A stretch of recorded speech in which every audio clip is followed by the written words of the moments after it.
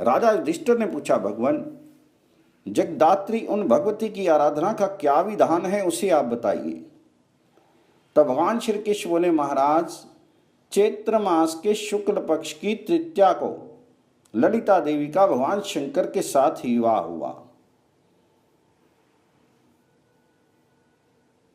इस दिन पूर्वाह्न में तिल मिश्रित जल से स्नान करके पंचगव्य तथा चंदन मिश्रित जल के द्वारा गौरी और भगवान चंद्रशेखर की प्रतिमा को स्नान कराकर धूप दीप नैवेद्य तथा नाना प्रकार के फलों द्वारा उन दोनों की पूजा करें। इसके बाद इस प्रकार अंग पूजा करें।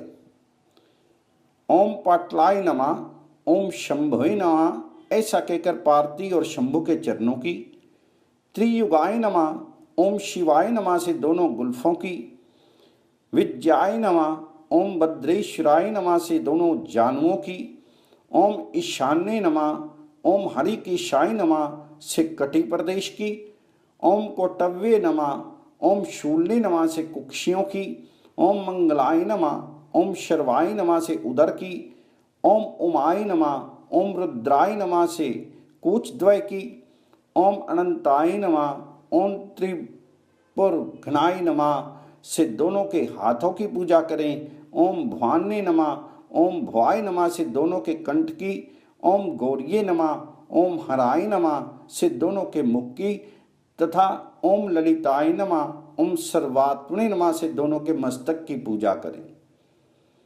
इस प्रकार विधिवत पूजन करके शिव पार्वती के सम्मुख सौभाग्य अष्टिक स्थापित करके उमा महेश्वरो प्रियताम ऐसा कहकर उनकी प्रीति के लिए निवेदन करें।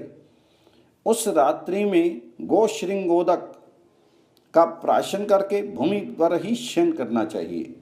प्रातः द्विज दंपति की वस्त्रमाला तथा अलंकारों से पूजा करके स्वर्ण निर्मित गौरी तथा भगवान शंकर की प्रतिमा के साथ वह सौभाग्य अष्टक ललिता प्रीताम ऐसा कहकर ब्राह्मणों को दे दे।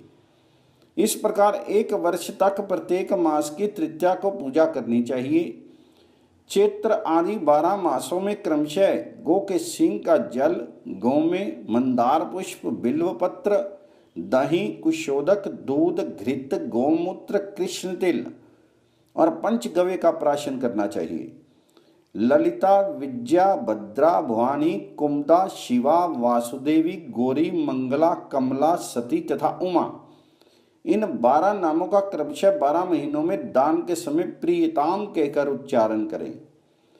मल्लिका, अशोक, कमल, कदम, उत्पल, मालती, कुड़मल, करवीर, कचनार, खिला हुआ पुष्प, कुमकुम और सिद्धवाद, ये 12 महीनों की पूजा के लिए क्रमशः पुष्प कहे गए हैं। जपा कुसुम, कुसुम्ब, मालती तथा कुंद के पुष्प प्रशस्त माने गए हैं। करवीर का पुष्प भक्ति को सदा ही प्रिय है। इस प्रकार एक वर्ष तक व्रत करके सभी सामग्रियों से युक्त उत्तम शैया पर स्वर्ण की उमा महेश्वर की तथा स्वर्ण निर्मित गौ तथा वृषभ की प्रतिमा स्थापित करके उनकी पूजा करके ब्राह्मण को दें। इस व्रत के करने से सभी कामनाएं सिद्ध होती हैं और निष्काम भाव से करने पर नित्य पद प्राप्त होता है। स्त्री, पुरुष अथवा कुमारी जो कोई भी इस सौभाग्य शयन नामक व्रत को भक्ति पूर्वक करते हैं वे देवी के अनुग्रह से अपनी कामनाओं को प्राप्त कर लेते हैं।